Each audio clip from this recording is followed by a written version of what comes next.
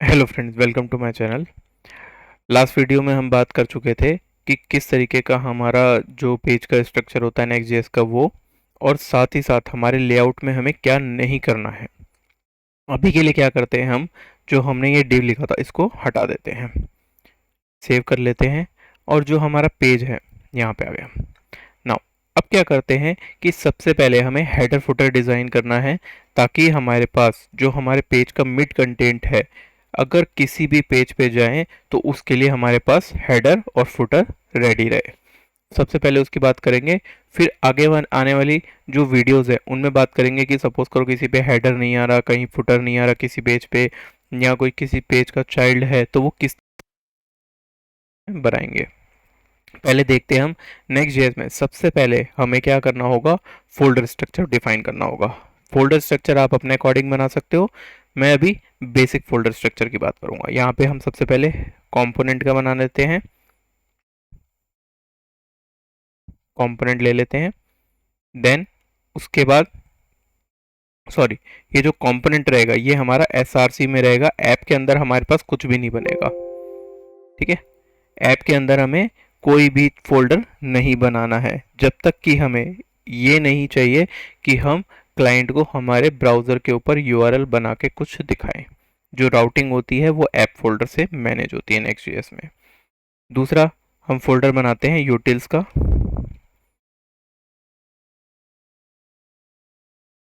ठीक है, यूटिल्स का, जहाँ पे हम .ts फाइल रखेंगे, हमारे जितने भी फंक्शंस होंगे वो यहाँ पे रख लेंगे। इसके बाद हम बात कर लेते हैं, इसके बाद रहेगा हमारे पास एसेट का, एसेट का फोल्डर रख लेते हैं एक। नाउ एक रहेगा हमारे पास डेटा का, जहाँ पे हम हमारे डेटा को स्टोर करेंगे। देन उसके बाद अगर हम चाहते हैं कि एसेट में हमारे पास सिर्फ C S S J S हो, तो उसके अलावा हम क्या कर सकते हैं, यहाँ पे एक इमेजेस का फोल्डर भी क्रिएट कर सकते हैं। सपोज हमारे को कोई इमेजेस चाहिए अलग से, तो हम वो यहाँ रख लेंगे। नाउ अगर सपोज करो आपके पास कॉन्टेक्स्ट है, तो आप क्या कर सकते हो, यहाँ पे कॉन्टेक्स्ट का फोल्डर भी बना सकते हो, जिसकी बात हम हमारी ई कॉमर्स साइट के अंदर करेंगे। रिडक्स होगा तो रिडक्स बना लेना आप। तो इस तरीके से आप क्या कर सकते हो, फोल्डर को डिज़ाइन कर सकते हो अपने अकॉर्डिंग। अभी हमें क्या चाहिए, हेडर फुटर, तो हमने कंपोनेंट का फोल्डर बना लिया। इसके अंदर क्या करेंगे, हम सबसे पहले फाइल बनाते हैं, यहाँ पे एक फोल्डर ही बनाते हैं सबसे पहले हमारे पास हेडर का। देन इसी कंपोनेंट के अंदर हम क्या करेंगे, फुटर का बना लेंगे। नाउ हेडर के अंदर हम क्या करते हैं, फाइल क्रिएट कर देते हैं header dot T S x.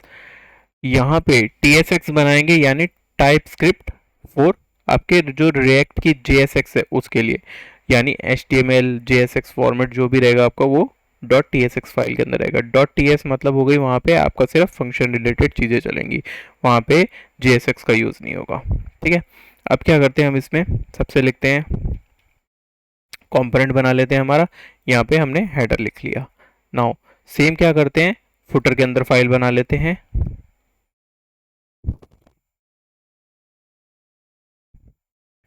देखो, एक क्या चीज़ है हमें याद रखनी है, कि जो हमारा जो भी कंपोनेंट बनते हैं, जैसा कि रिएक्ट में करते थे, उसका जो फर्स्ट लेटर है यहाँ पे कैपिटल रहेगा। ठीक है, तो हमें यहाँ पे कैपिटल ही रखनी है सारी चीज़ें, नहीं तो क्या होगा, इशू क्रिएट हो जाएगा, वो कंपोनेंट बनेगा ही नहीं वहाँ पे। नाउ फुटर में आते हैं, यहाँ पे फिर आर एफ सी करते हैं। ठीक है, ये हमारा फुटर रेडी हो जाएगा यहाँ पे।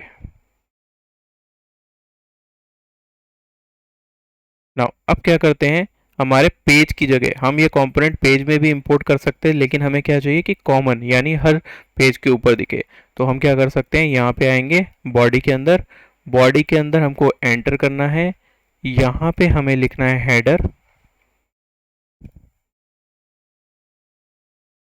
तो ये हमारा कंपोनेंट आ गया, इसको ऐड कर लेते हैं, और ये आ गई।